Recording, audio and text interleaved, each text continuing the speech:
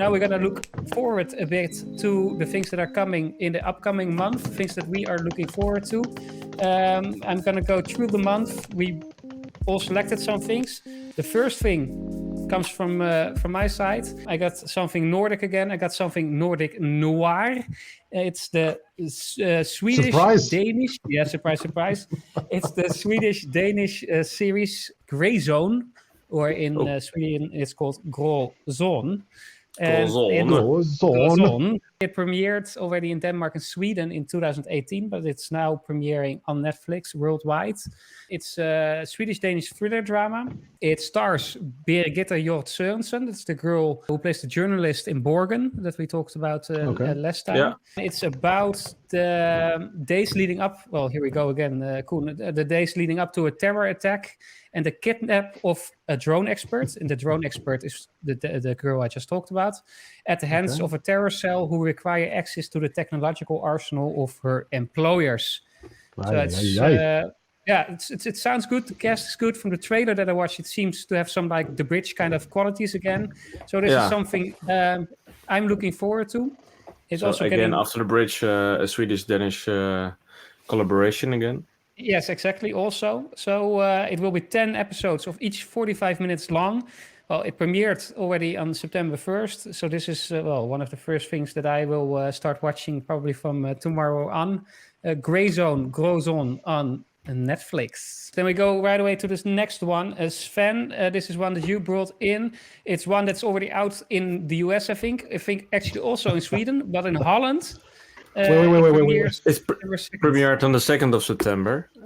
So it's also yet released. And it's called RESPECT, Respect, from the biopic about Aretha Franklin. I think we discussed it once months ago before it was delayed and postponed. As you know, I'm quite interested in this kind of music, and Aretha Franklin is, I think, one of the most famous singers, although maybe best singers ever lived on planet Earth. And I love biopics. I'm really curious what they put in the story, what they take out, and if they will let you feel the same feelings you have when you watch, when you hear the music of Aretha Franklin. RESPECT, September 2nd. Also quite quick, Sven, so we can find you soon in the cinema watching that one.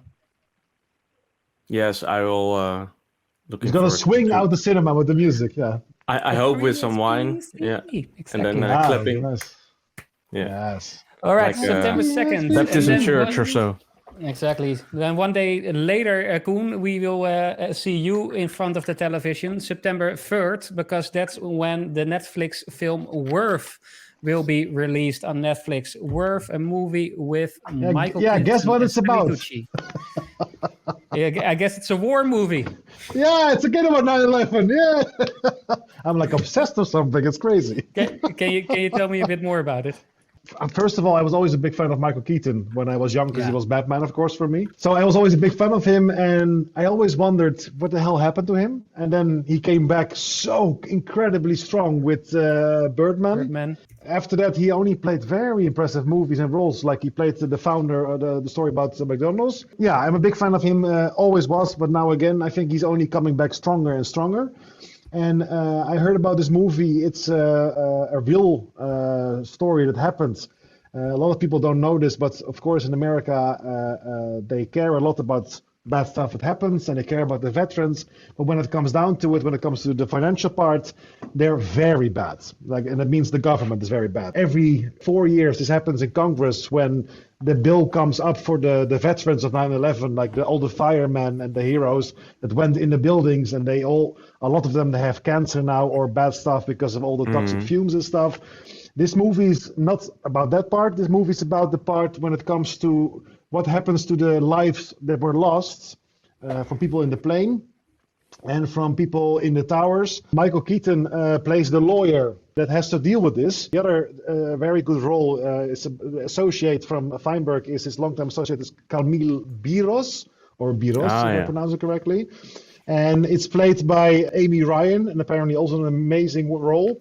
And of course, one of my favorite all-time actors that nobody seems to know his name, which is very annoying, because the great Stanley Tucci that we all know from like I don't know 100 movies or something he's in. Hunger Games. Transformers, Hunger Games, Transformers.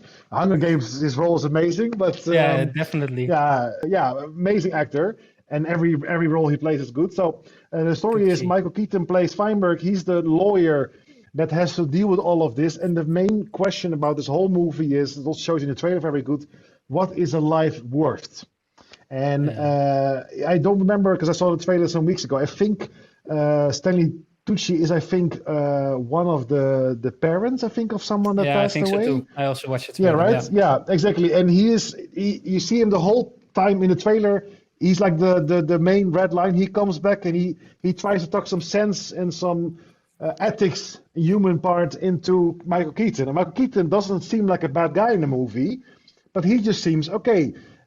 He goes by numbers. They gave me, this is the number we do, because the main problem is that a person, he's hired, I think, because he's also a bit of a mathematician, I think, because he made a formula.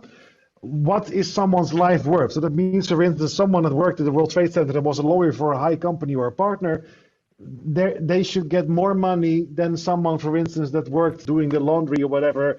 Every time this formula, you see it on paper, and Tucci comes back and says, yeah, but forget about the numbers.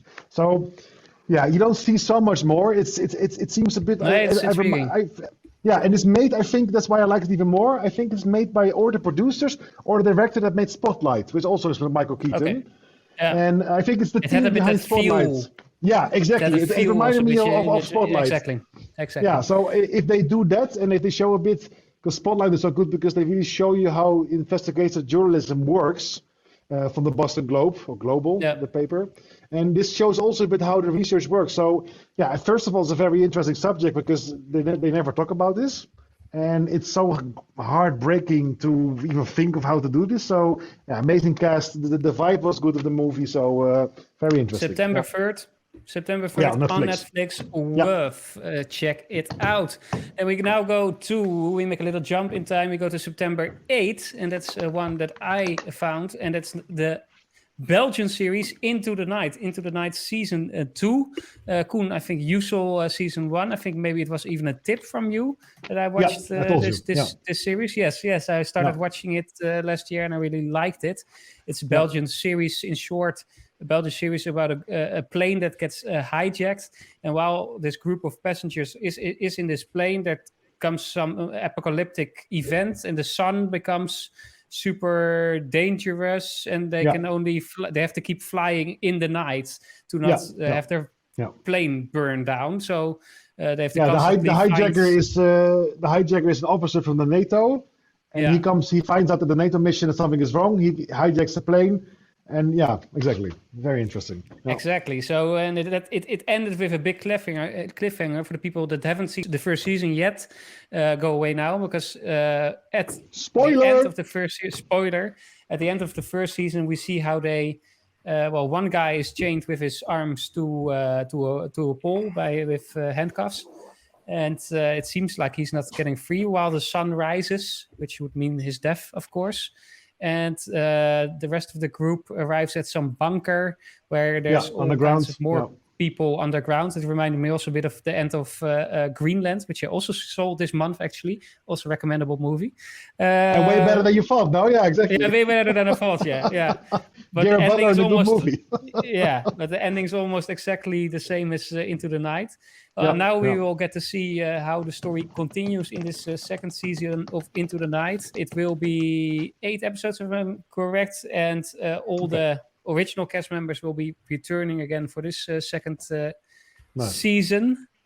It's an apocalyptic sci-fi thriller. It took some time before it was here, because it was already supposed to be here earlier, but because of COVID, it got delayed. It's 2 years in between or something, or not? Or 1 year? 1.5. It was supposed to be here in May already, I think, from this year. Okay. But now it will come. So that's September 8th, Into the Night season 2, recommendable. Nice. Yeah, cool. Looking forward. Then we will take it to you, Koen. September 15th. It's a documentary. It's a documentary about your favorite sports, I assume. It's Schumacher. Sunday, 2:00. It was always for me was Formula One, and there was only one guy you wanted to watch, and it was the legend, the only Michael Schumacher. Yeah, definitely. So he's he was always my all-time hero when it comes to Formula One. I grew up, my grandfather, who passed away a long time ago, but he was the one that made me into Formula One because he was a big fan of Ferrari and of Schumacher. So every Sunday we went to them. It was always me and him watching Formula One, and the rest of the family, they couldn't stand it, so they were doing something else. Yeah. So it was funny. He's 7-time world champion, which is till Lewis Hamilton achieved the same thing last year. He was the greatest of all time with a huge margin.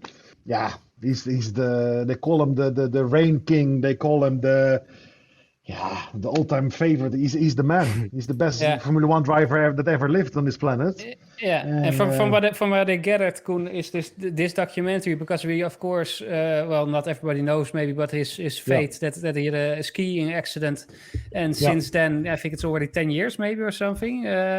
He's in a coma. It's possible. Yeah, he's not in a coma, but nobody really knows how it is going with me. No, actually, we know a bit more. They keep it very private, which I very respect from the family. The only thing we know now is he's alive, thank God. He is not in a coma anymore. He can sit in a chair apparently, and he can watch Formula One. Yeah. And he can also apparently he can show emotion. And I think he's just I think he's paralyzed. Apparently the story is that there is still a chance he can get better somehow. Okay. Of course he is. Let's hope. He made a huge fortune, the man. So thank God he can afford the best care in the world. I think he has a very loving family that takes really good care of him. So let's hope one day we hear some better news. Until that time, at least he's alive. For that matter, I think it's also good from what I gathered is that this documentary will only go into his career.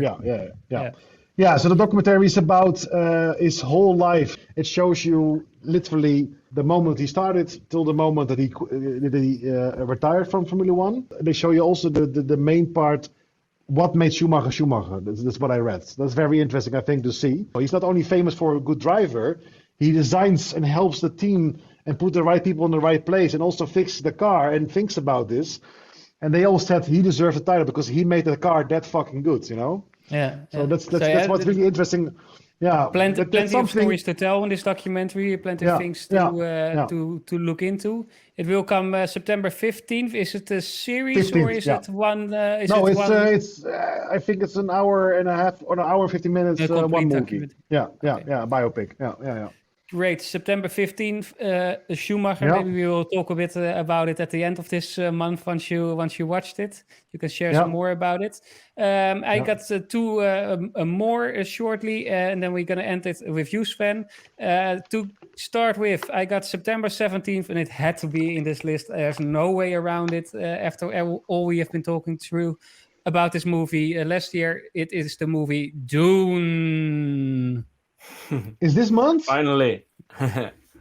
Oh my God! Really? I thought November or something. No, it is actually in the US. In the US, it will be next month. It will be in Europe a month before the US. Awesome. So it will be September 17th. It will be in cinemas. Of course, there's been a lot of trouble around this movie because Denis Villeneuve, of course, was very angry with Warner Bros. That they wanted to put it straight to streaming or partially to streaming because he said this is a movie that has to be seen in cinema by everybody. Yeah. So he really fought for it. And in the end, he won, and Warner Bros. Pulled out, and now it will only be seen in cinemas. Though it will also come to HBO Max, but first we'll get a cinema run starting September 17th. Well, there's a lot I can tell about this movie for the people watching. I would say watch our trailer reaction videos, watch our Dune quiz if you want to know everything about Dune. If you don't know anything, our lessons, classroom, exactly. Dune Classroom, watch that one because there we tell you all about what Dune is and what it stands for and what it means. But just to make it very short, Dune is based on a novel which is seen as the best science fiction movie, most influential science fiction book, of all time. A bit the Lord of the Rings, what Lord of the Rings is for fantasy, that is Dune for science fiction. So that sells it enough, I think. And that Like movie the is coming. Godfather of Star Wars, yeah. Oh, yeah, exactly. Oh, they also influenced Star Wars. So yeah, this is by far, it was the most anticipated movie for me last year, and automatically also for this year. So that's something I'm looking forward to. Did you see the second trailer? Yeah, I did Came see out, it. Yeah. oh my God, Yeah. epic. Yeah, it's epic. The first, already some first reactions came in, and everybody's really praising it as a masterpiece already. So Wow. I'm really looking forward to see what he does with this. And Villeneuve himself is already talking about a trilogy. That he has a trilogy in his mind for this. So two more movies. That's even more cool. It depends on if the public picks it up, of course. But let's see. So that's coming September 17th. Then we're going to move towards the end of the month, and that's a series I also already talked about before a bit. That's the Danish series, The Chestnut Man, and The Chestnut Man is again, of course, a Nordic noir, and it's from the makers of The Killing, but then the Danish version for Bridelsen. They come now with this series. It's based on a novel, and the novel is written by Soren Sveistrup, and Soren Sveistrup is the one that came with the story for Bridelsen also. So that's how he's connected. The book was a bestseller. Was sold in 50 countries, translated 28 languages. It is about a story that takes place in Copenhagen, and it plunges into the terrifying murder investigation when a body is being found in a children's playground with one of its hands missing, and hanging above it is the killer's calling card, and that's a little chestnut man, a handmade doll made of matchsticks and 2 chestnuts. Oh, that's fucked up. I saw a little trailer of this. I think is this it with the cast from The Killing? No, not that I know of, but maybe you recognize some. Okay. I still haven't seen for Bridelsen, but from what I read now, it might be the next big thing coming from the Nordics. Nice. So that's September 29th. Big thing, can you repeat that? The next best thing from the Nordics, The Chestnut Man. All right. September 29th, 6 episodes of 50 minutes. September 29. All right, that's quite... towards the end. It's almost next month. Yeah. Almost next month. But we got one to finish it up with, Sven, and that's from you. It's also next month, actually, in the Netherlands, because it's being premiered, scheduled for September the 30th. So, it's this month. Okay, but when I will watch it's probably next month. But okay, let's take it. James Bond's No Time to Die. Finally, after being postponed as well for many times, it's on the roll for this month in cinemas. But why are you so much looking forward to this, Sven? In short, your fascination with James Bond. Yeah, it started when I was young. I was watching all these movies. My father recorded them when they were on television, and I watched them all several times. Mostly the Roger Moore ones and the Sean Connery ones. And of course, I went also to the cinema when Pierce Brosnan was still James Bond. Then you named already the 3 best James Bonds in history altogether. Yeah, and now it's the last one, of course, of Daniel Craig. A lot to do about it. Who's going to follow him up and etc. And I think, I already know the answer. So. We have you know the answer. Yeah, it's the guy from that plays Rob Stark in Game of Thrones. I'm 100% sure. It would be a good one. It would be a good one. Yeah, and the soundtrack of Billie Eilish. We can also discuss we all about love. that. Yeah, we all love her. Yeah, sorry. Except the one down there who doesn't like whispering. Well, I have a drum studio in East Europe, so she's way more. She did it way better than I did, so I should shut the fuck up. Yeah.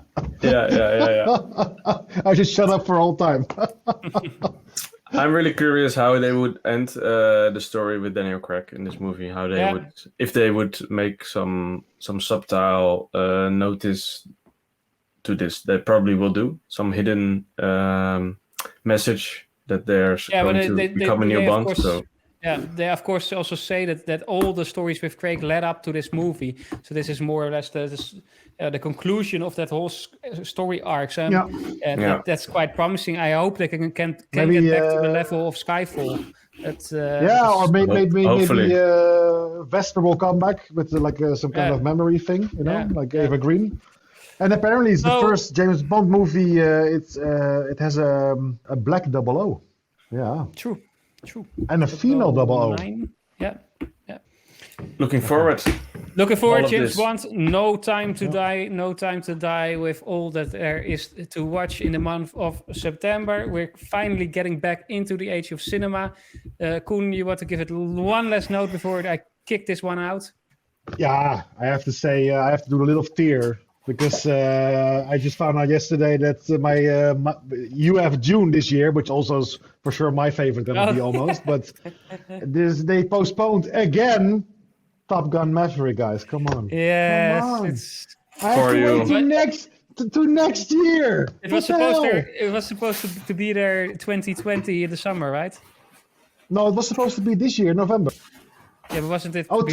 July next year, exactly. Yeah. 5th exactly. of July 2020. Yeah, exactly. Yeah, but they postponed it already 1 year to November, so more than a year. Now they postponed it apparently to May 2022 or something. What the hell? Bastards. Yeah, unbelievable. Really nasty. Oh yeah. Well, then we still. I live with you. We got something to look forward to, Koen. You can't watch you have everything Dune, at the same you time. have James Bond, and then I have to wait. And you get Top Gun. later on. Yeah, but next year. Guys, it was my pleasure talking to you again. Yes. Fun to hear what you watched. For the people watching, let us know what you watched this month and what you will watch in upcoming month. Do you have some watch suggestions for us? Let us know in the comments. Then we will be back maybe in between with some trailers, but for sure we will be back at the end of this month to talk about the things we watched again on our show. Enjoy all the watching this month, guys. Thank you. And from Sweden I say Hej då. Lot of a day.